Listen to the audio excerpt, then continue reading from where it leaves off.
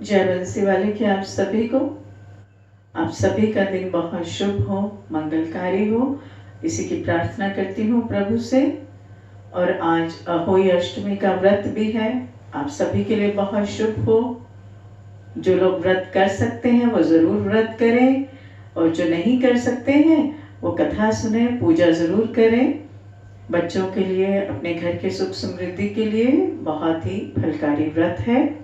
और इसी के साथ जैसे कि मैं प्रार्थना करती हूँ, मेरे चैनल को सब्सक्राइब करें और इस कथा को जितना ज़्यादा हो सके शेयर करें, ताकि बाकी लोग भी लाभ उठा सकें। तो आइए शुरू करते हैं।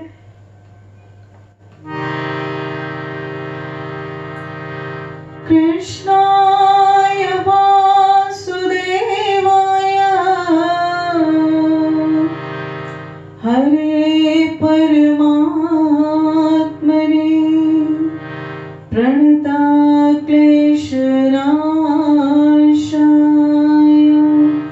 गोविन्दाय नमो नमः।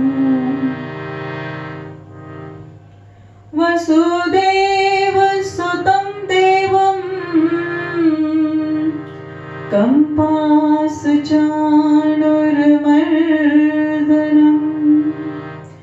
देवकी परमानन्दं कृष्णं वन्दे जगद्गुरुं।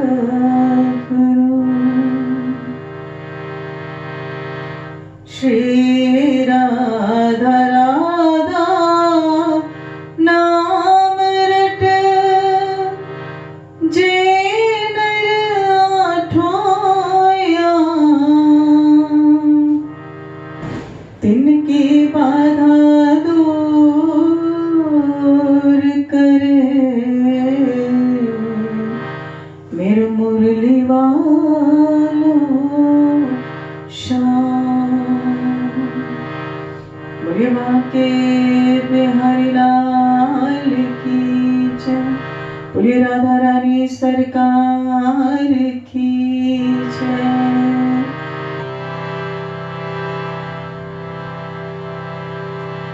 मन में है बसे बस चाह यही,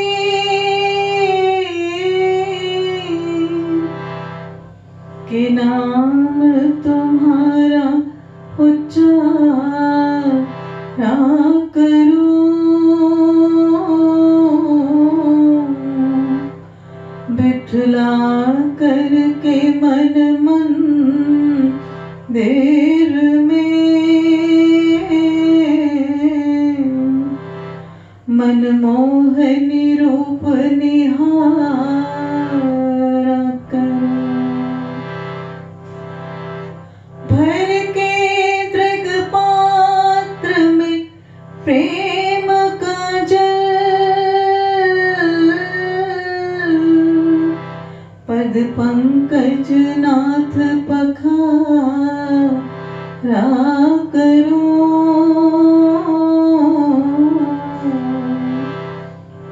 बन प्रेम पुजारी तुम्हारा प्रभु,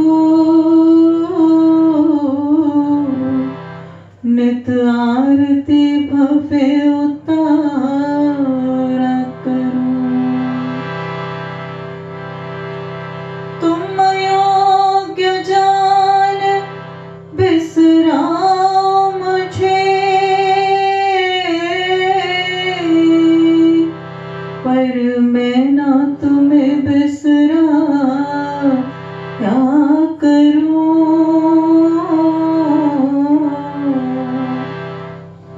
गुणगान करो नित ध्यान धरो, कि तुम मान करो मैं मनाया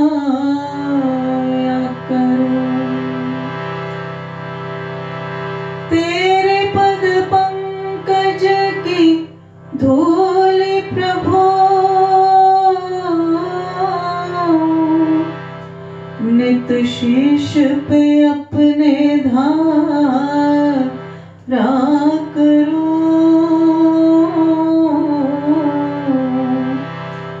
तेरे प्यारों से प्यार करूं मैं सदा, और तेरे चाहने वालों को मैं चाहा करूं। प्रिय बांके बिहारी लाल की जय, बोले बंसी वाले की जय, बोलो कार्तिक महात्म की जय, राधा रानी सरकार की जय, तुलसी मैया की जय।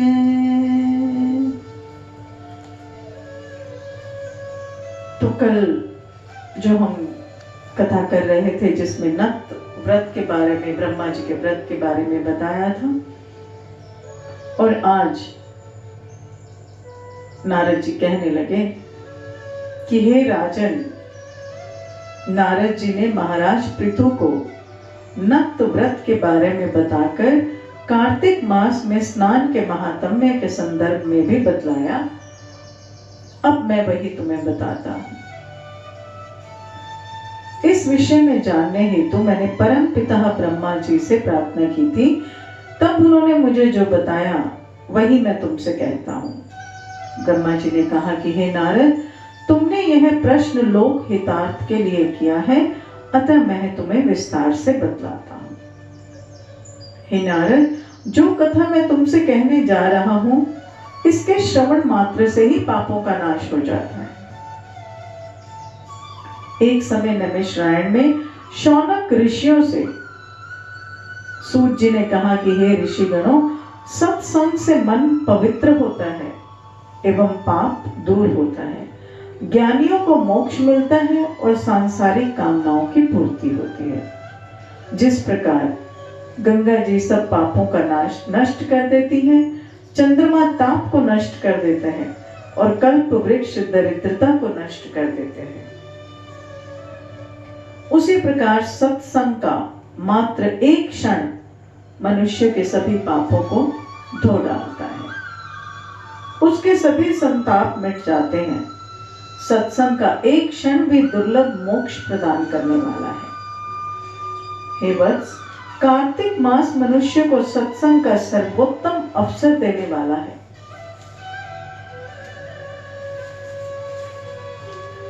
इस मास में धर्मनिष्ठ महिलाएं एवं पुण्य आत्मा पुरुष 2 घड़ी रात्रि रहने पर शैया को त्याग करें, कुश, तिल, अक्षत, पुष्प तथा चंदन लेकर किसी भी सरोवर पर जाएं या नदी या जल कुंड में स्नान करें।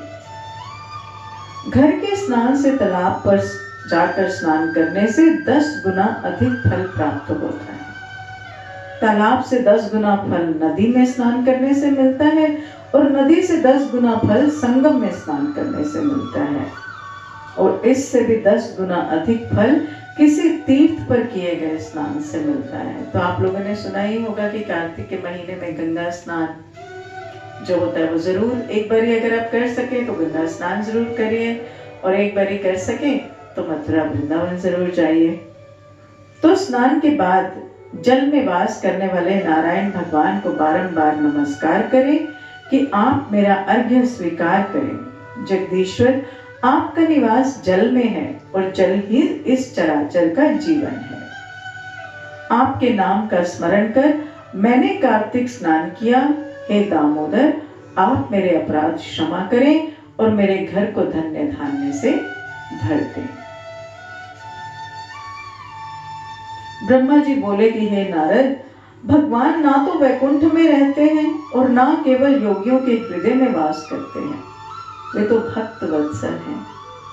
वो अपने भक्तों के बीच में रहते हैं। जहां भगवान का नाम स्मरण हो, कीर्तन हो, चिंतन हो, शास्त्र वाचन होता है, वही भगवान विराजमान होते हैं।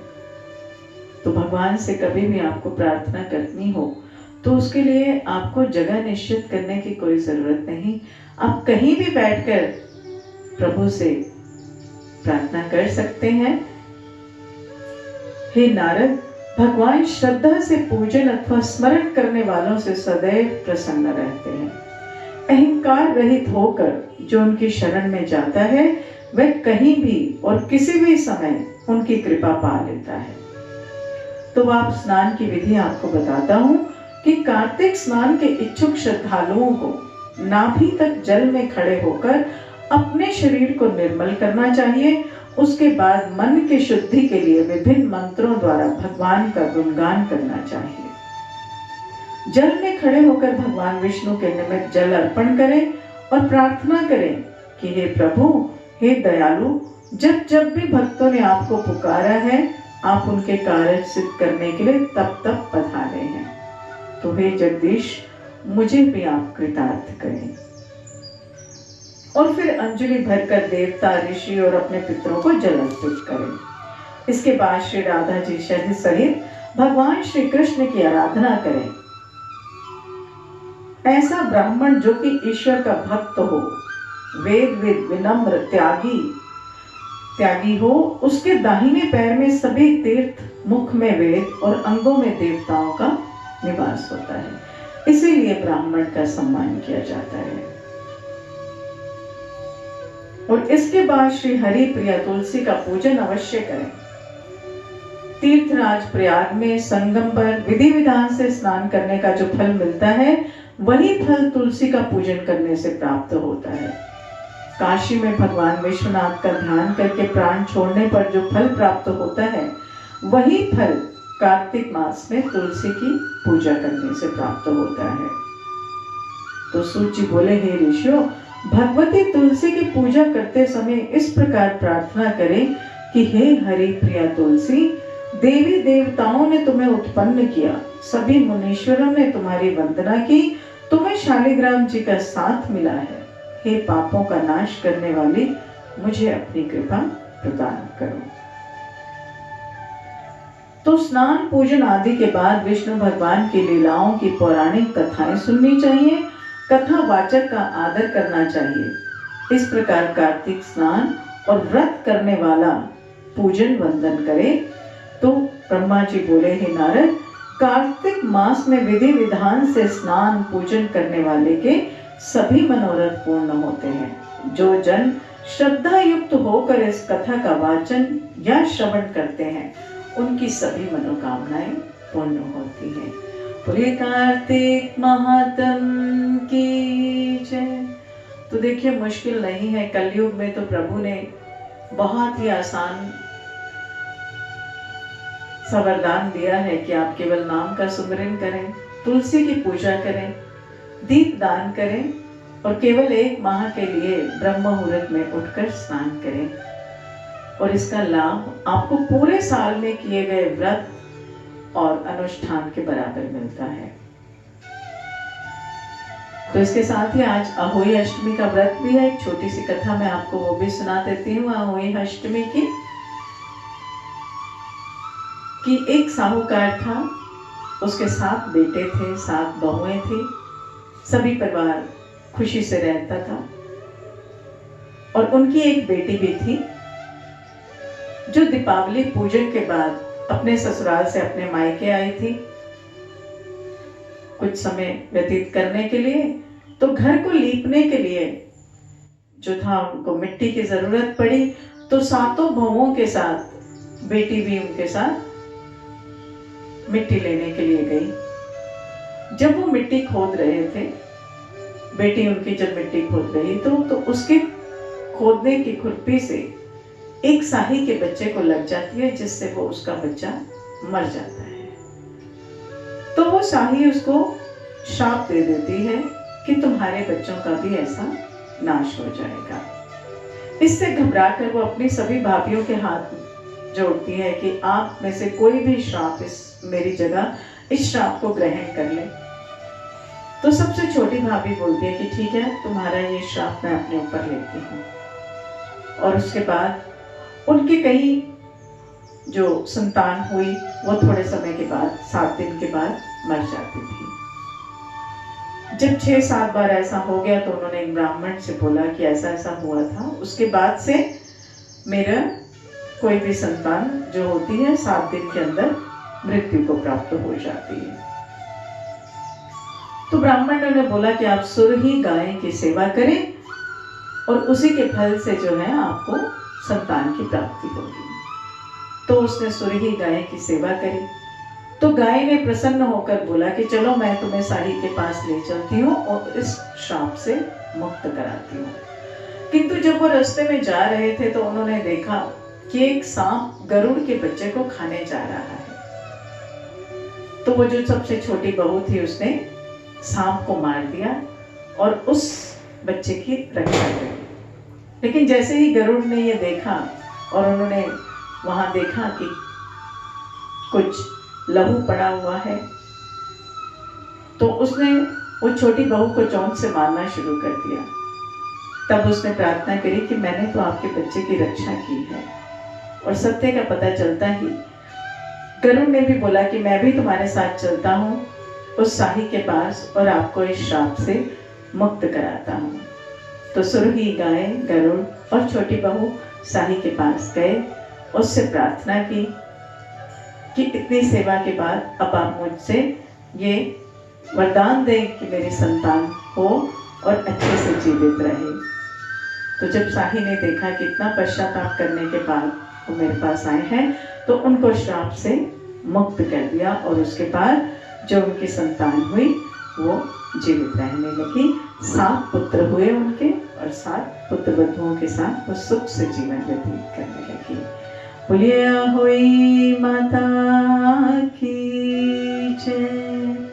तो इस दिन जो है सुबह से व्रत करते हैं, कुछ लोग निर्जला करते हैं जो कर सकते हैं, कुछ लोग इसको नॉर्मल फल फ्रूट खाकर या दूध चाय पीकर भी करते हैं। और शाम को तारे को देकर अर्घ देते हैं। शाम को पकवान बनाएं, अपने बच्चों के साथ बैठकर खाएं, उनको अच्छी अच्छी उनकी मनपसंद चीज बनाकर उनको खिलाएं। तो ये व्रत बच्चों के लिए, आपके घर के लिए बहुत फलदायी व्रत है। तो आइए एक छोटे से भजन के साथ कथा को विराम करते हैं।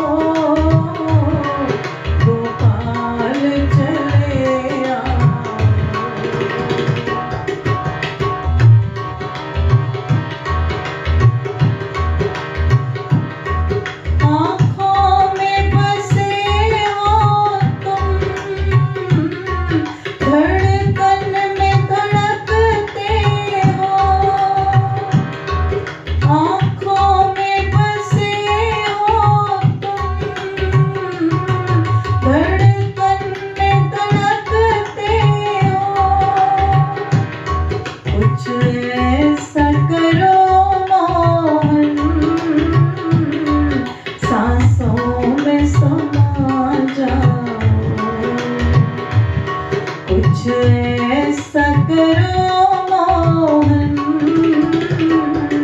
सांसों में समा जाओ। गोविंद चले आओ, गोपाल चले आओ।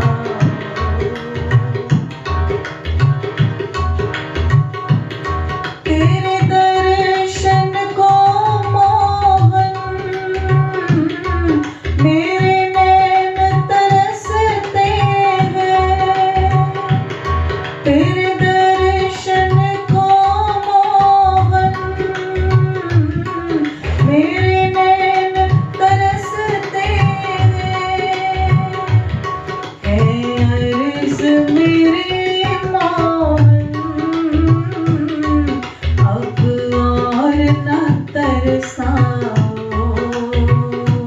है अर्ज़ मेरी मोहन,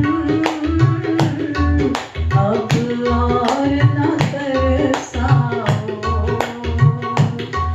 गोविंद चले आओ, गोपाल चले आओ।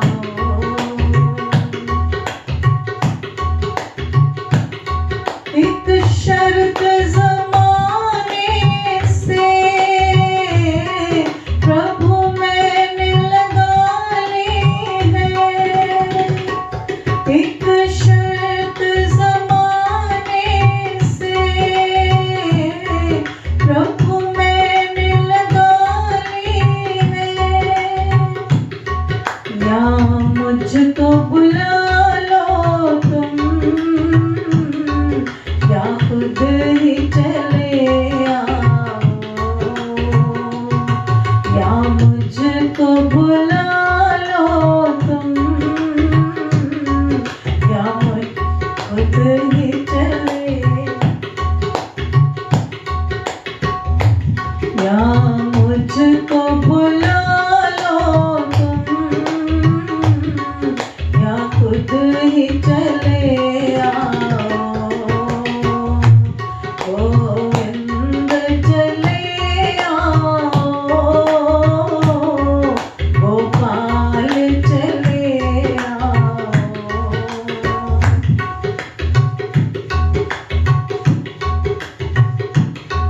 गोविंद चले आओ, गोपाल चले आओ।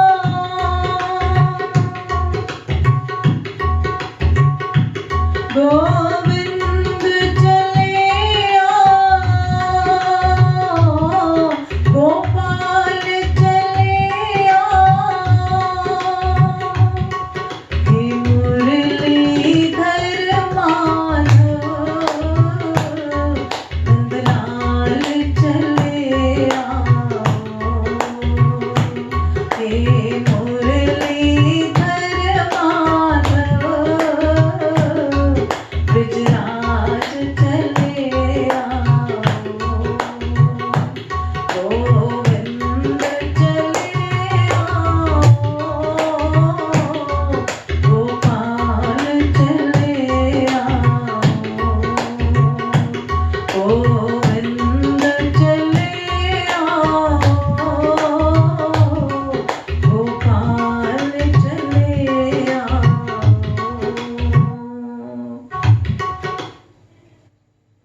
तो जैसे भी दिल से प्रभु को पुकारोगे वो जरूर मिलेगा, जरूर सुनेगा। किसी न किसी रूप में वो जरूर दिखेगा आपको। तो इसी के साथ ही आज की कथा को विराम देती हूँ, जय बंसी वाले की।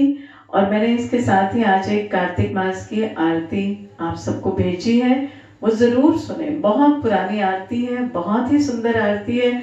जैसे कि हम कार्तिक मास में दामोदर अष्टकम सुनते हैं, उसी से रिलेटेड यह आरती है। आप सुबह शाम भगवान की आरती ये सुनकर करें, आपको अच्छा लगेगा। जय बंसी वाले।